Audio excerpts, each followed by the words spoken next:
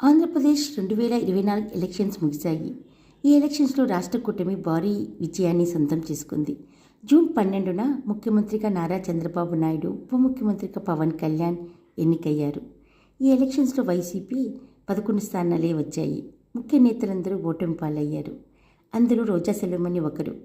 హీరోయిన్గా ఎంతో పాపులర్ అయిన రోజా నగరి నుంచి 2 సార్లు ఎమ్మెల్యేగా గెలిచారు.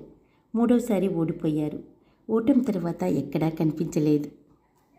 దాదాపుగా 10 రోజుల తర్వాత ఎమోషనల్ పోస్ట్ చేశారు.